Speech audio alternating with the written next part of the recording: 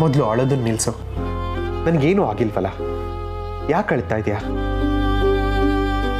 ಗೌರಿ, ಅತ್ತೆಮ್ಮ ಕೂತ್ಕೋ ಕೂತ್ಕೋ ಗೌರಿ, ಕೂತ್ಕೋ. ನಿನ್ನ ಮನಸ್ಥಿತಿ ನಂಗೆ ಅರ್ಥ ಆಗತ್ತಮ್ಮ.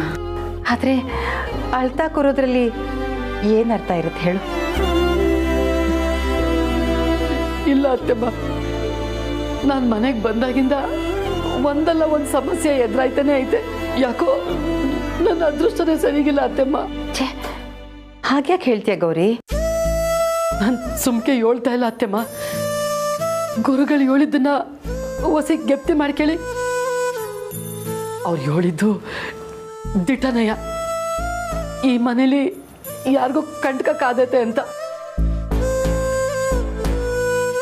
ಅದನ್ನ ಹೇಳೋಕ್ಕೆ ನಾನು ಪ್ರಯತ್ನ ಪಡ್ತಾನೆ ಇವ್ನಿ. ಯಾರು ನನ್ನ ಮಾತನ್ನೇ ಕೇಳ್ತಾ ಇಲ್ಲ. ನನಗೂ ಅವ್ರ ಮಾತು ಆಗಾಗ ಚಿಂತೆ ಮಾಡ್ತಿತ್ತು ಗೌರಿ.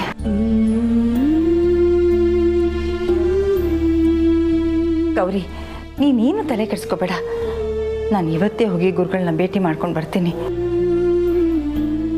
ಏನಾದರೂ ತೊಂದರೆ ಅಂತ ಇದ್ರೆ ಅದಕ್ಕೊಂದು ಪರಿಹಾರ ಅಂತ ಇದ್ದೇ ಇರುತ್ತೆ. ನೀನು ಭಯ ಪಡಬೇಡ.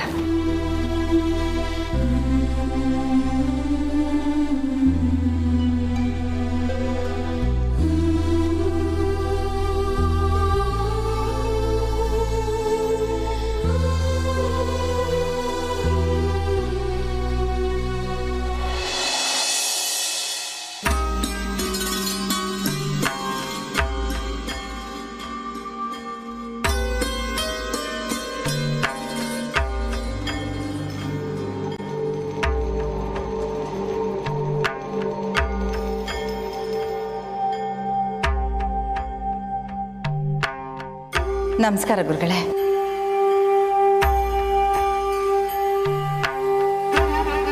ಬಂದು ತುಂಬ ಹೊತ್ತಾಯ್ತಾ? ಇಲ್ಲ ಗುರುಗಳೇ, ನಾನು ನಿಮ್ಗೆ ಹೇಳದೆ ಬಂದಿದ್ದಕ್ಕೆ ದಯವಿಟ್ಟು ಕ್ಷಮಿಸಬೇಕು. ಶಕುನಗಳನ್ನು ನೋಡಿ ಆತಂಕಪಟ್ಟು ಬಂದಿದ್ದೀರಾ? ಹೇಳಿ. ನಿಮಗೆ ಗೊತ್ತಿಲ್ಲದೆ ಇರೋದು ಏನೂ ಇಲ್ಲ ಗುರುಗಳೇ.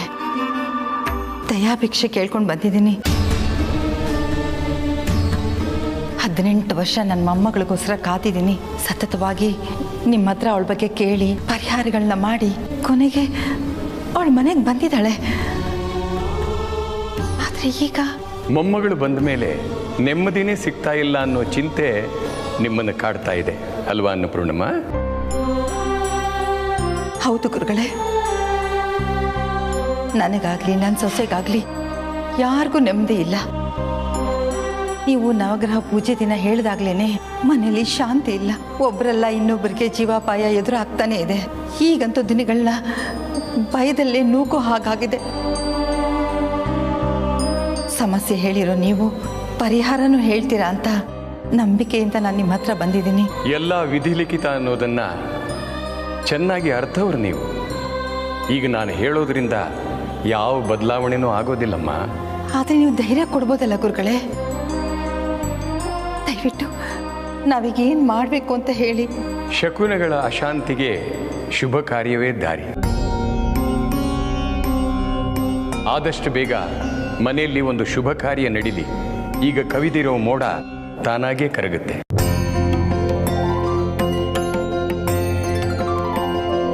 ಖಂಡಿತ ಗುರುಗಳೇ, ಈ ಒಂದು ಮಾತು ಸಾಕು.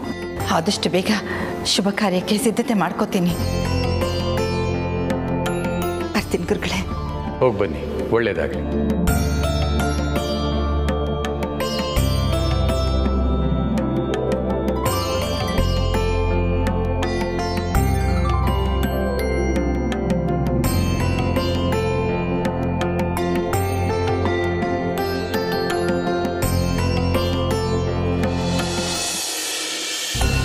ಪ್ರಾಣಾಪಾಯ ಕಾದಿರೋದು ನಿಮ್ಮ ಸೊಸೆ ಗೌರಿಗೆ ಅಂತ ನಾನು ಹೇಗೆ ಹೇಳಲಿ ತಾಯಿ? ನನ್ನ ಜ್ಞಾನಕ್ಕೆ ಕೆಲವು ಸೂಚನೆಗಳು ಸಿಕ್ಕರೂ ಅದನ್ನು ಬಹಿರಂಗಪಡಿಸುವ ಹಕ್ಕು ಆ ಭಗವಂತ ನನಗೆ ಕೊಟ್ಟಿಲ್ಲ. ದೈವದ ಆಟವೇ ಅಂತಿಮ. ನಾವೆಲ್ಲ ಅಳಿದು ಹೋಗೋ ಮನುಷ್ಯರಷ್ಟೇ. ಭಗವಂತ ಕಾಪಾಡು.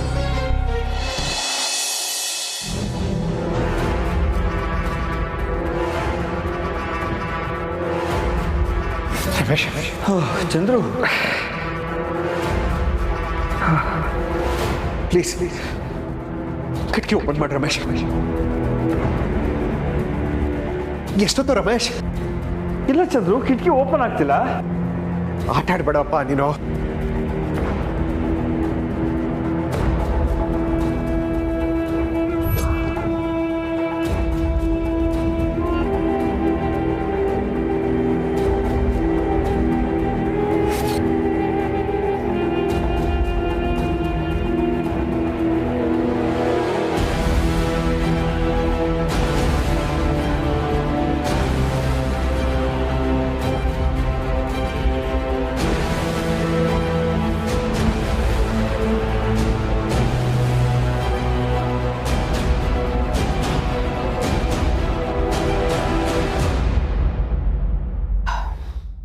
ಡ್ಯಾಡ್,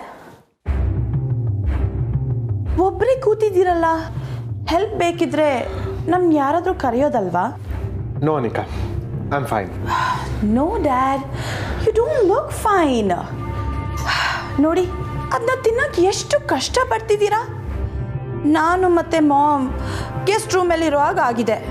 ಬಟ್ ನಿಮ್ಮ ಫಸ್ಟ್ ವೈಫ್ ಆ್ಯಂಡ್ ಕಮಲಿ ಇಲ್ಲೇ ಇದ್ದಾರಲ್ಲ, ಅವರಾದರೂ ಬಂದು ಹೆಲ್ಪ್ ಮಾಡೋದಲ್ವಾ? I mean, I am sorry first wife ಅಂತ ಅಂದಿದ್ದಕ್ಕೆ. ಇಷ್ಟೊತ್ತು ಕಮಲಿನೇ ನಾನು ನೋಡ್ಕೊಳ್ತಾ ಇದ್ಲು. ನನಗೆ ಹೀಗಾಗಿದೆ ಅಂತ ಗೌರಿ ಅಪ್ಸೆಟ್ ಆಗಿದ್ದಾಳೆ. ಓ ಹೌದಾ, ಓಕೆ ಸರಿ ಡ್ಯಾಡ್, ಇದನ್ನು ತಗೊಳ್ಳಿ. ಏನದು? ಡ್ಯಾಡ್, ಇದನ್ನ ನಾನು ನಿಮಗೋಸ್ಕರ ಮಾಡಿರೋದು. ಅದನ್ನು ಅಷ್ಟು ಕಷ್ಟಪಟ್ಟು ತಿಂತಿದ್ದೀರಾ, ಬಿಟ್ಬಿಡಿ. ಇದನ್ನು ತಗೊಳ್ಳಿ, ಲಿಕ್ವಿಡ್ ಫುಡ್ ಪ್ಲಸ್ ಎನರ್ಜಿ. ನಿಮ್ಗೆ ತುಂಬ ಇಷ್ಟ ಆಗುತ್ತೆ. ನೀನೇ ಮಾಡಿದ್ದ? Of course dad. ಯಾಕೆ, ನಂಬಿಕೆ ಬರ್ತಿಲ್ವಾ? ಗುಡ್.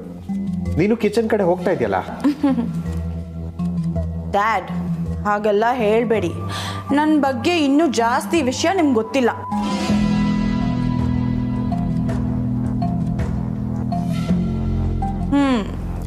ನಿಮ್ಮ ಪ್ರಕಾರ ನಾನು ಹಠ ಮಾಡೋ ಹುಡುಗಿ, ಯಾರಿಗೂ ರೆಸ್ಪೆಕ್ಟ್ ಕೊಡಲ್ಲ ಅಲ್ವಾ? ನಾನು ಹಾಗೆ ಹೇಳಿಲ್ವಲ್ಲ. ಆದರೂ I can sense it dad. ನಿಮ್ಗೆ ಈ ಥರ ಆಯಿತು ಅಂತ ನಂಗೆ ಎಷ್ಟು ಬೇಜಾರಾಗ್ತಿದೆ ಗೊತ್ತಾ? ಆದರೆ ನಾನು ಕಮಲಿ ಮತ್ತು ದೊಡ್ಡಮ್ಮ ಥರ ಕಣ್ಣೀರು ಹಾಕಿ ತೋರಿಸ್ಕೊಳ್ಳೋ ಟೈಪ್ ಅಲ್ವೇ ಅಲ್ಲ. ನನಗದು ಚಿಕ್ಕ ವಯಸ್ಸಿಂದನೂ ಬರಲ್ಲ ಡ್ಯಾಡ್. ನಿಮ್ಮನ್ನು ಚೆನ್ನಾಗಿ ನೋಡ್ಕೊಳ್ಬೇಕು ಅನ್ನೋ ಆಸೆ ನನಗೂ ಇದೆ. ಆದರೆ 3 ಹೊತ್ತು ಆ ಕಮಲಿ ನಿಮ್ಮ ಸುತ್ತಾನೇ ಇರೋದ್ರಿಂದ I just can't do anything ಅಷ್ಟೇ. ಇದು ನನ್ನ ಮೇಲಿರೋ ಕನ್ಸರ್ನಾ ಅಥವಾ ಕಮಲಿ ಮೇಲಿರೋ ಕಂಪ್ಲೇಂಟಾ? ಓ ಮೈ ಗಾಡ್ ಡ್ಯಾಡ್, ನನ್ನ ಕಮಲಿ ಮೇಲೆ ಯಾಕೆ ಕಂಪ್ಲೇಂಟ್ ಹೇಳಿ? She is my sister after all.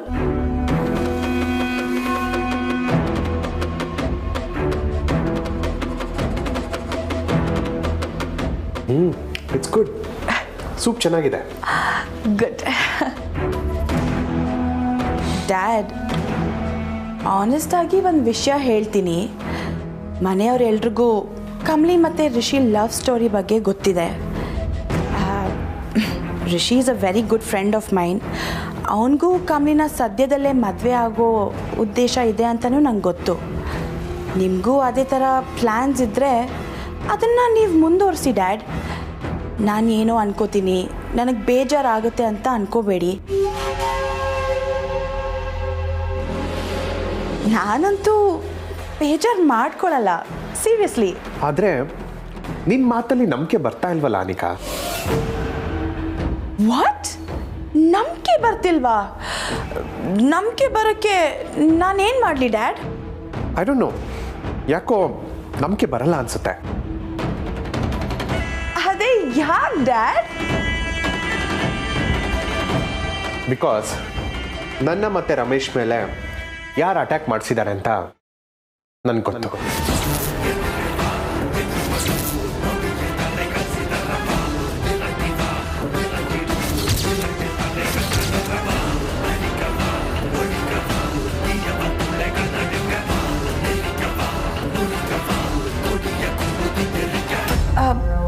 Dad,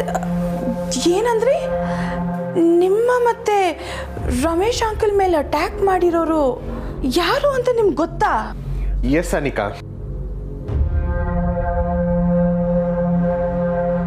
ಯಾರು ಡ್ಯಾಡ್? ಯಾರು ಮಾಡಿರೋದು? ಈ ಅಟ್ಯಾಕ್ನ ನಿಮ್ಮ ಅಮ್ಮಮ್ಮ ಮಾಡಿದ್ದಾರೆ ಅಂತ ನನಗೆ ಡೌಟ್.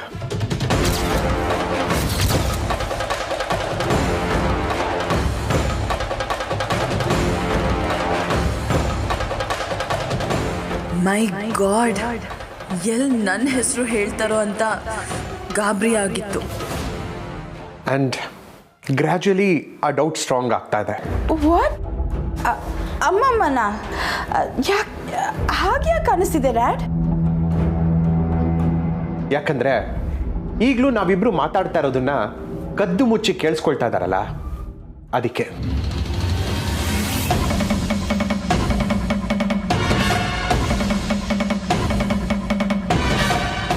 ಚಂದ್ರು, ಏನಪ್ಪ ಹೀಗೆ ಮಾತಾಡ್ತಾ ಇದ್ಯಾ? ಅಮ್ಮಮ್ಮ, ನೀವಿಲ್ಲೇ ಇದ್ದೀರಾ? ಹಾ ಬೇಬಿ, ನೀನು ಇಷ್ಟೊತ್ತಿನಲ್ಲೂ ನಿಮ್ಮ ಅಪ್ಪನಿಗೆ ಸೂಪ್ ಮಾಡ್ಕೊಂಬಂದು ಕೊಟ್ಟಿಯಲ್ಲ, ಇನ್ನೇನಾದ್ರೂ ನನ್ನ ಕಡೆಯಿಂದ ಸಹಾಯ ಬೇಕಾ ಅಂತ ಅಲ್ಲಿ ನಿಂತ್ಕೊಂಡು ನೋಡ್ತಾ ಇದ್ದೆ ಅಷ್ಟೇಪ್ಪ.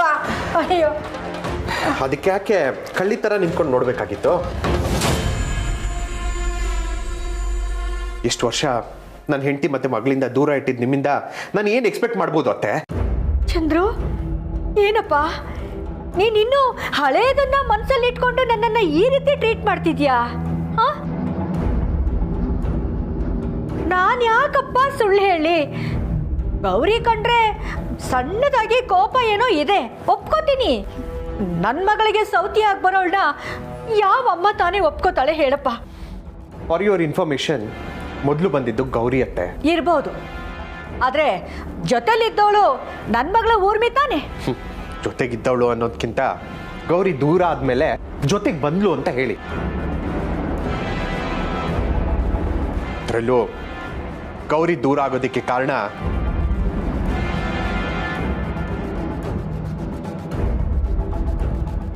ನೀವು.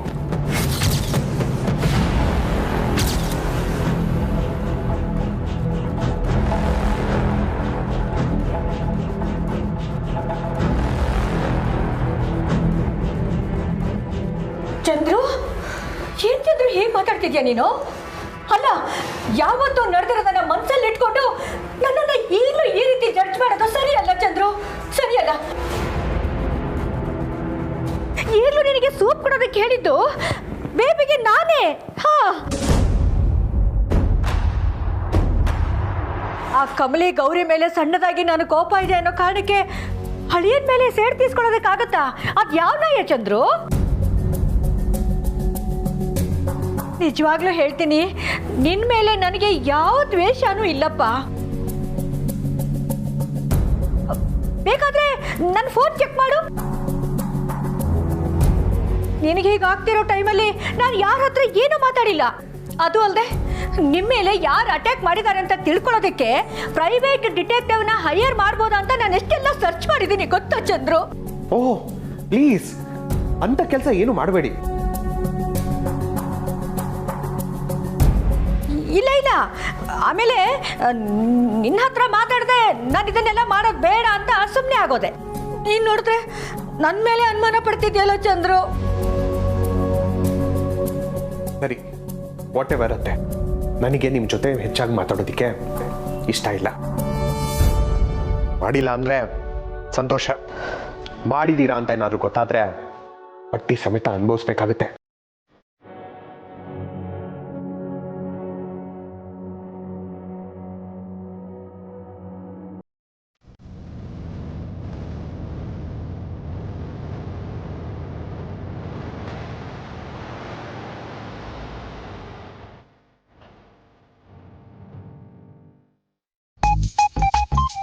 ನಿಂಗೆ ಈಟೊತ್ತಾದ್ರೂ ಫೋನ್ ನೋಡ್ತಿದ್ಯಲ್ಲ, ಮನಿಕಬಾರ್ದಾ? ಅದೇನೋ ಗೊತ್ತಿಲ್ಲ ಕಮ್ಲಿ, ಕತ್ಲೆ ಇದ್ದಿದ್ದಂಗೆ ಜೀವನದಾಗ ಇನ್ಮ್ಯಾಗ ಟೈಮ್ ವೇಸ್ಟ್ ಮಾಡಬಾರ್ದು ಅಂತ ಅನ್ನಿಸ್ತೈತೆ. ಮತ್ತೆ ನೋಡದೇ ಇರೋ ಫಿಲ್ಮ್ನೆಲ್ಲ ನೋಡುಮ್ಮ, ಅಥವಾ ಇನ್ನೇನಾದರೂ ಕೆಲಸ ಮಾಡುಮ್ಮ ಅಂತ ಮೈಂಡು ಬಾಡಿ ಅಲರ್ಟ್ ಆಗ್ಬಿಟ್ಟು ನಿದ್ದೆನೇ ಮಾಡಕ್ ಬಿಡೋಕಿಲ್ಲ ಅಂತೀನಿ. ಆಹಾ, ಮಾರಾಪುರದಾಗೆ ಹೆಂಗಿದ್ದೆ ಅಂತ ಒಂದ್ಕಿತ ಯೋಚನೆ ಮಾಡು. ಏಟೋಕಿತ ಮಾತಾಡ್ತಾ ಮಾತಾಡ್ತಾ ಗೋಡೆ ಒರಿಕೊಂಡೆ ಮನಿಕತ್ತಿದ್ದೆ. ಈಗ ಪಟ್ನಕ್ಕೆ ಬಂದ ತಕ್ಷಣ ಈಟೊಂದೆಲ್ಲ ಬೇಕಾ? ನೀ ಹೇಳೋದು ಸರಿನೇ, ಆದ್ರೆ ಇಲ್ಲಿ ನೋಡು ನಿನ್ ಫೋನಾಗೆ ನಾವ್ ಹೆಸರು ಕೇಳ್ದೆ ಇರೋ ಏಟೊಂದು ಪಿಕ್ಚರ್ ಐತೆ ಗೊತ್ತಾ? ನನ್ನ ಫೋನಾಗ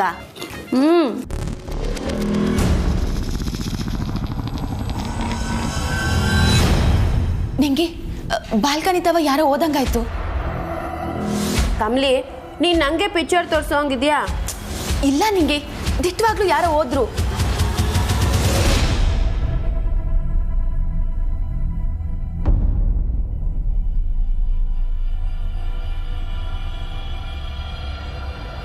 ನಿಂಗಿ ಅಲ್ಲೇ ನೋಡ್ತಿದ್ಯಾ? ಬಾ ಆಚೆ ಹೋಗಿ ನೋಡುಮ.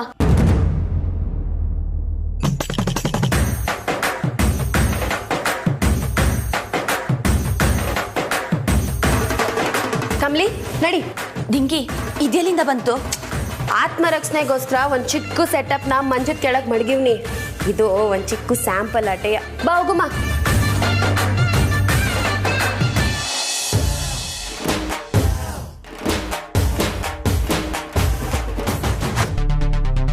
ಕಮಲಿ ಅಲ್ಲಿ ನೋಡು.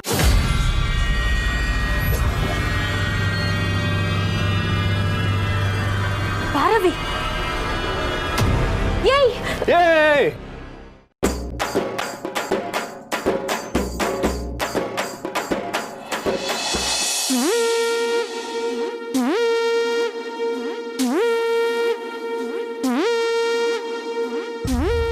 ನಾವು ಅನ್ಕೊಂಡಿದ್ದ ಪ್ಲಾನ್ ಮಾಮಿಂದಾನೇ ನಿಂತೋಗಿದೆ. ಈಗ ಏನ್ ಮಾಡೋದು ಅಮ್ಮಮ್ಮ?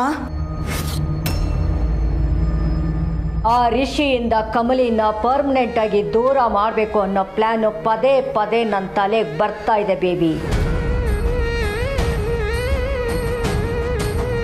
ಬಟ್ ಈ ಸರ್ತಿ ಮಾತ್ರ ಯಾವುದೇ ಕಾರಣಕ್ಕೂ ಈ ಪ್ಲಾನು ಫೇಲ್ಯೂರ್ ಆಗೋದಿಲ್ಲ.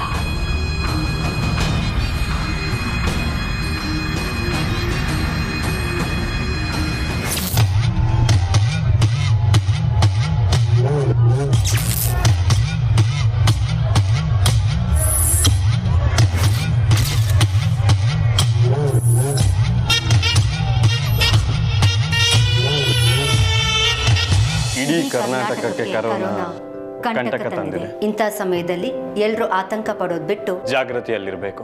ಆಗಾಗ ಸ್ಯಾನಿಟೈಸರ್ ಅನ್ನ ಬಳಸಿ ಕೈಗಳನ್ನ ಶುದ್ಧವಾಗಿಟ್ಕೋಬೇಕು. ಬೇರೆಯವ್ರ ಹತ್ರ ಮಾತಾಡಬೇಕಾದ್ರೆ ಅಥವಾ ಮನೆಯಿಂದ ಹೊರಗೆ ಹೋಗ್ಲೇಬೇಕು ಅಂದಾಗ ಮಾಸ್ಕ್ ಹಾಕೊಳ್ಳೋದನ್ನ ಮರಿಬೇಡಿ. ನಿಮಗೆ ಶೀತ, ಜ್ವರ, ನೆಗಡಿ, ಕೆಮ್ಮು ಏನಾದ್ರೂ ಇದೆ ಅಂದ್ರೆ ಅಸಡ್ಡೆ ಮಾಡದೆ ಡಾಕ್ಟರ್ನ ಸಂಪರ್ಕಿಸಿ. ಯಾರ ಹತ್ರನಾದ್ರೂ ಮಾತಾಡ್ಬೇಕಾದಂತ ಸಂದರ್ಭ ಬಂದ್ರೆ ಸ್ವಲ್ಪ ದೂರದಿಂದಲೇ ಮಾತಾಡಿಸಿ. ತೀರಾ ಅನಿವಾರ್ಯ ಪರಿಸ್ಥಿತಿಲಿ ಮಾತ್ರ ಪ್ರಯಾಣ ಮಾಡಿ. ಹೆಚ್ಚು ಜನರು ಇರುವ ಕಡೆ ಹೋಗದಂತೆ ಎಚ್ಚರ ವಹಿಸಿ. ಸ್ವಚ್ಛತೆ ಇರಲಿ, ನಿರ್ಲಕ್ಷ್ಯ ಮಾಡಬೇಡಿ. ಗಾಬರಿ ಪಡಬೇಡಿ, ಎಚ್ಚರ ಇರಿ.